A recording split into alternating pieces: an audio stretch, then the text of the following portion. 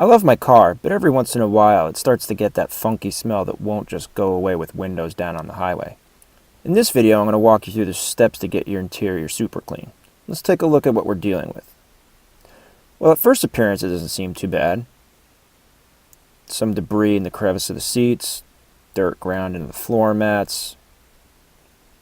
Looks like we got a coating of dust all over the interior.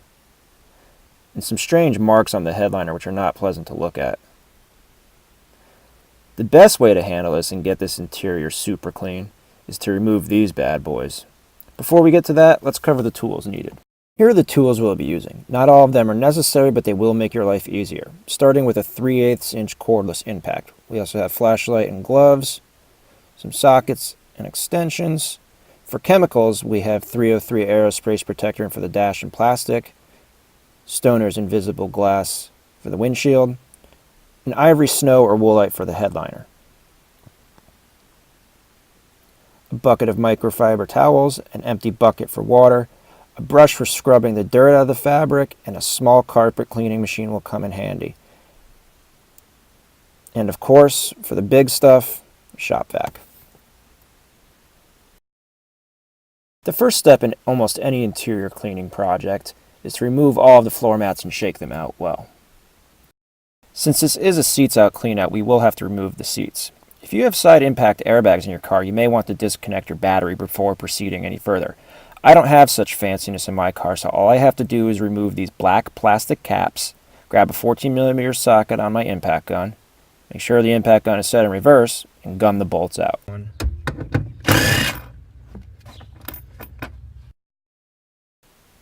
Next, repeat the same steps for the bolts at the rear of the seat.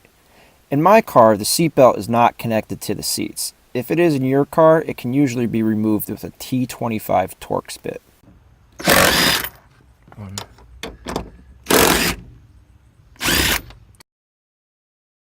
After disconnecting any electrical connectors and removing the headrest, the seat should come right out. Make sure you take care not to scratch your paint. Driver's side is same as the passengers.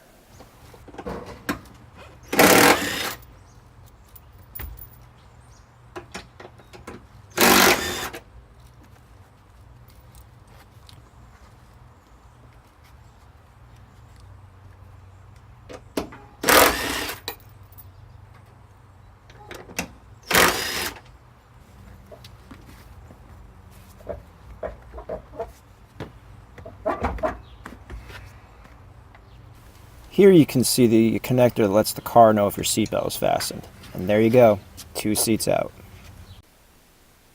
Now we can see better what we're dealing with here. Looks like a lot of dirt, maybe some sunscreen on the seat, some oil from the hair on the headrest. Nice thing about having the seats out is it makes working on them very easy. The first step, as you probably guessed, is to grab the shop vac and get all of the big debris. The carpet cleaner can't handle the larger particles.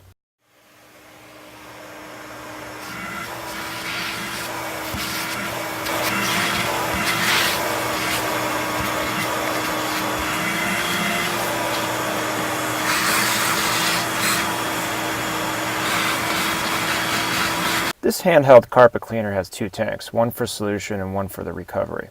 It also has this handy spray nozzle attached. After you have sprayed and scrubbed, you can suck up all of the solution and dirt to make drying much faster.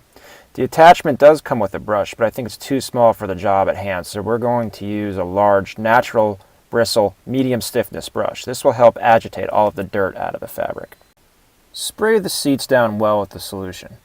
Don't worry about using too much as the machine will suck it up later. Now scrub the seats down well. You can always use more solution than the extra dirty spots if necessary.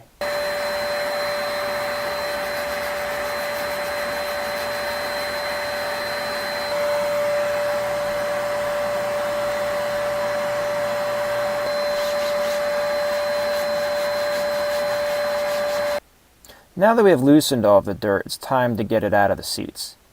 You can see how much dirty water is being extracted by the machine. It's pretty gross.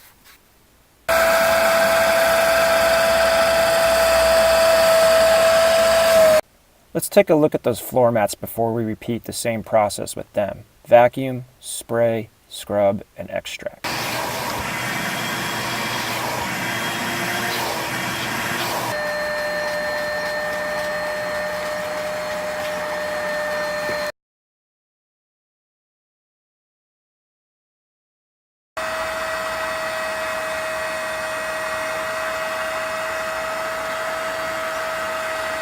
And what you're left with is very clean mats.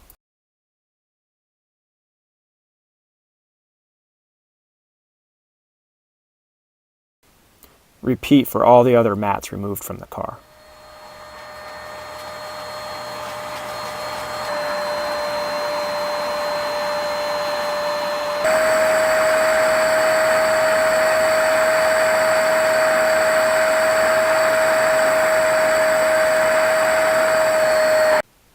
Before we attack the carpet in the car, let's take care of the other parts of the interior so we aren't stepping on damp carpet later.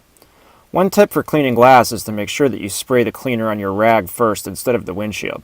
This will keep the spray from spotting your dash plastic. Time to take care of that gross headliner. I like to use a little mild laundry detergent and some hot water. I've measured a little out already. Remember that this stuff is very concentrated, so little goes a long way.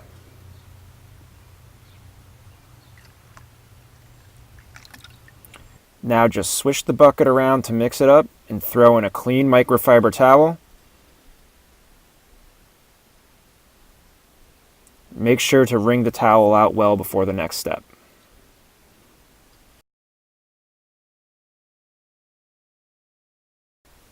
Now just scrub the headliner. Not having the seats in makes moving around much easier. I did go back later with plain water on the towel and wipe down the headliner to rinse some of the soap out of it. For cleaning the interior plastics, I just use plain hot water and a microfiber towel wrung out well. If your interior is especially dirty, Armor All Orange cleaning, not protectant wipes, are handy and have a slight texture that's good for scrubbing. Lightly wipe all the surfaces down in the vehicle, removing all of the dirt and dust.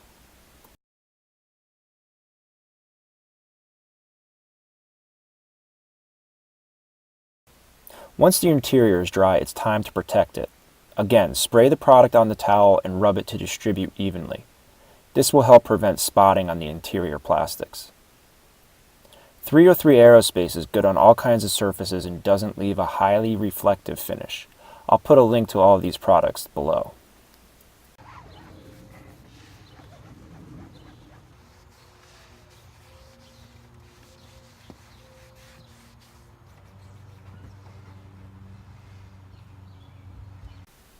Now for the main reason to get the seats out, to get all the stuff that's accumulated under them for all those years.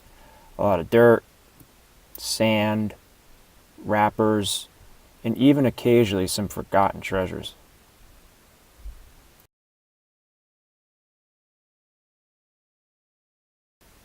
As with the seats and floor mats, vacuum, spray, scrub, and extract.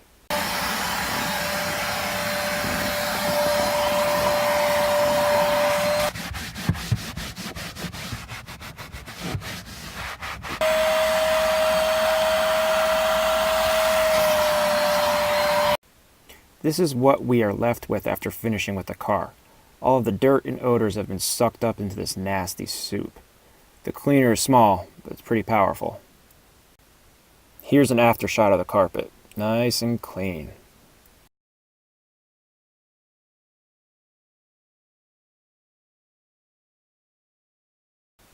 We're in the home stretch now. Installation is the opposite of removal. Don't forget those connectors.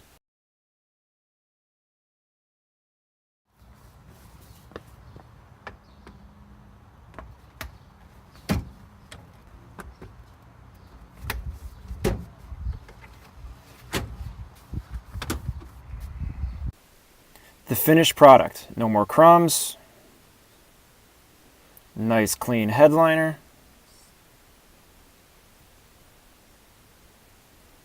All the dust is gone from the dash and is protected from UV fade.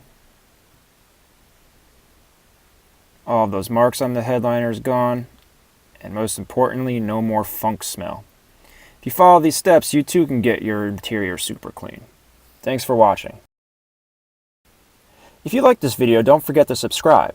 In the works is a video comparing foam guns and foam cannons, as well as other car, ski, and travel vids.